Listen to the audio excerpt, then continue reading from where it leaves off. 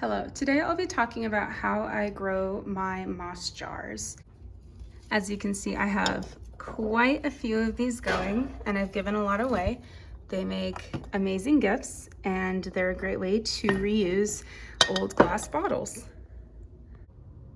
Here's a look inside of my oldest jar. The moss is bright green and has a star-shaped pattern. I will say that this project sometimes results in algae, which will lack the structured pattern that the moss has. This original jar grew from the packet of dried New Zealand sphagnum, but all of my other jars so far have been grown from clippings from this one. Okay, so here are all of the materials that I used for this project. A lot of these materials are optional. Depending on where you're starting, you may not need a lot of these. The bare bones of this project require a glass jar. I find that something with a covered or opaque bottom works best, but really any glass jar will do. You'll need corks. I ordered a multi-size pack on Amazon and some of them happen to fit the bottles that I have perfectly with no adjustments. Something like this larger one needed to be trimmed. We'll go over that in a minute. And of course, wine bottles come with their own corks, very handy. You'll also need this particular brand of sphagnum moss. It is New Zealand premium sphagnum moss. As far as I know, this is the only type that will grow when reconstituted. It comes in this pretty thin brick, and you can see I've used most of it, but it is definitely enough, especially once your first culture gets started. You'll be able to just continually take from your culture and you won't need the dried stuff again.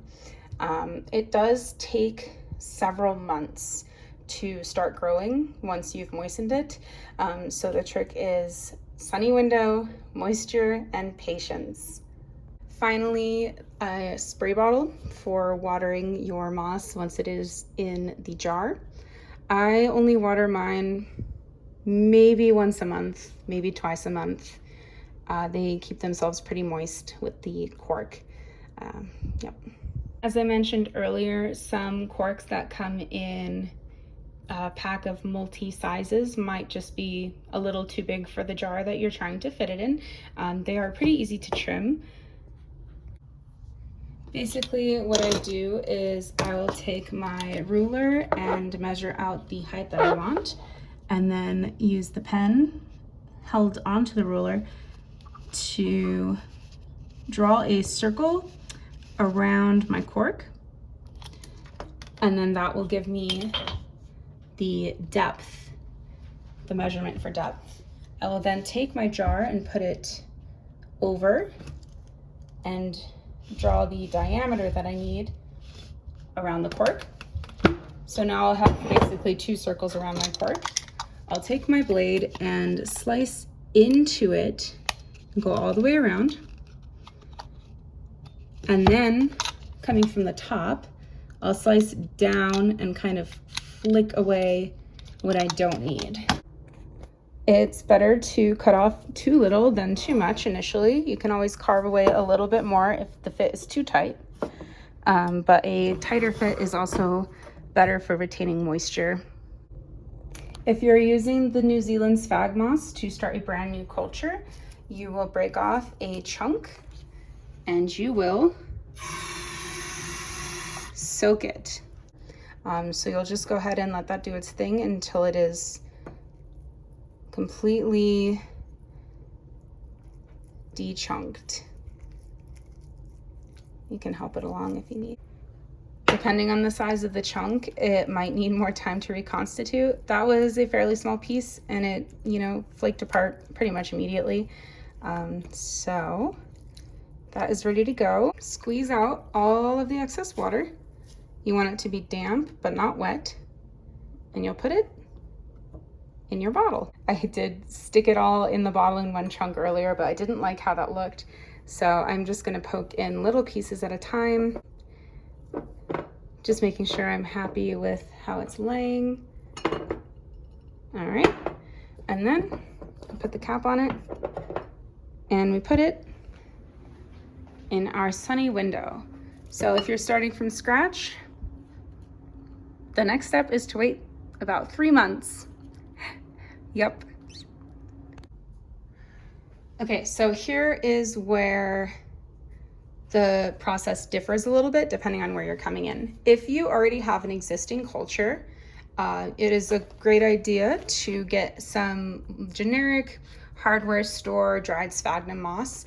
As far as I'm aware, this stuff will not grow when reconstituted, but moss loves to grow on dead moss. So this is a much larger amount for much less money than the New Zealand sphagnum moss. And this is a great bedding for propagating your existing moss culture into new bottles. All I've done here is gotten the Better Grow moss wet in a bowl, squeeze out the excess water. You want it to be damp but not wet. Then you'll chuck it in a jar. Hooray! I'm just taking out these little sticky bits. The depth of the dried moss doesn't especially matter. I like to do maybe 1 inch or 1.5 inches, just depending on visual balance and preference. This jar has such a narrow opening that it is a bit more of a process to get the moss in there, but I'm just using my tweezers. I'm going bit by bit. Eventually it'll fill up. I'm planning on probably getting it maybe about to here with the dead moss. Okay, back to our existing culture. We have our jar of moistened hardware store moss, and then we have the plant that we're harvesting from. I'm using tweezers or forceps to grab a few strands. And then I'm going to use my scissors to chop this up into really tiny bits. Basically, moss can grow from any sized piece, and the more times you chop it, the more individual plants you'll have growing in your bottle. And the more plants you have growing in your bottle, the greater chance that they'll take, and the fuller your new jar will be. And by full, I mean, it'll grow more lusciously. I'm gonna get probably quite a bit. Here's a nice, healthy looking strand. Moss doesn't really have roots. Sometimes it needs a little bit of effort to pull it out, but for the most part, it should just come right out.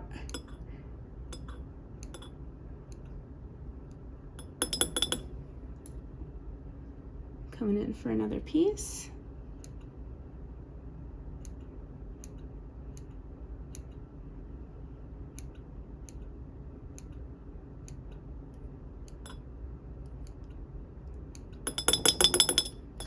You can leave longer strands in there, but I find that cutting it up is more economical.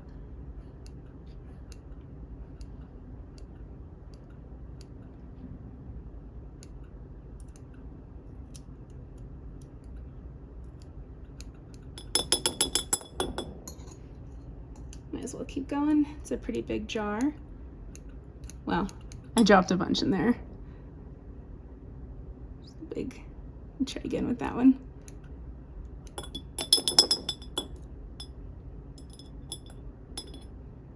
Okay, well, I might add some more to this one, but that's plenty, and that will, over time, start to grow and fill out this whole jar. Alternatively, instead of snipping little strands, you can just kind of cut up a whole ball of it. It's a lot quicker if you're feeling a little bit lazy. And then you just pick it up and put it right in there.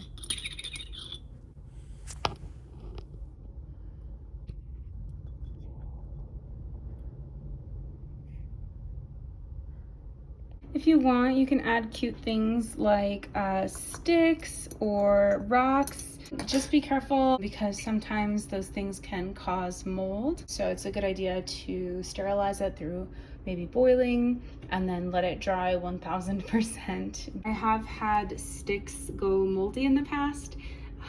It might depend on what type of stick you're using. This particular one, I think it's varnished, so I haven't had any problems with it. I've also used things like lava rocks just for some interest and decoration. Finally, we cap it and find a spot for it in our sunny window. When it comes to watering, you can optionally use a dechlorinator. This is just from the fish tank section at any pet store. I am not sure if it's necessary, but I do feel better putting dechlorinated water into my moss. All I do is add a single drop to my mister. It does not take a lot. In fact, 1 drop is probably excessive, but you know, that is how it is. I did forget to add this to my pile of materials, but you can also add a single drop of liquid fertilizer to your spray bottle once your moss has become more established. Again, it's not necessary, but it might be helpful. If I didn't already mention it, the New Zealand sphagnum, the corks, and the little spray bottles all came from Amazon. The dead sphagnum moss just came from the hardware store. As far as glass bottles, if you don't have any or don't know anyone who has some to part with, I would recommend checking out your local thrift store. That's where I found these little guys. They're a really cool shape. So thrift stores are a great place to find some unique glassware. Cool, so that is how I make my moss jars, and I hope you make your own. Hooray! In case you're wondering what it's like to lose your tweezers in a bottle, yeah, it kind of sucks. Be careful.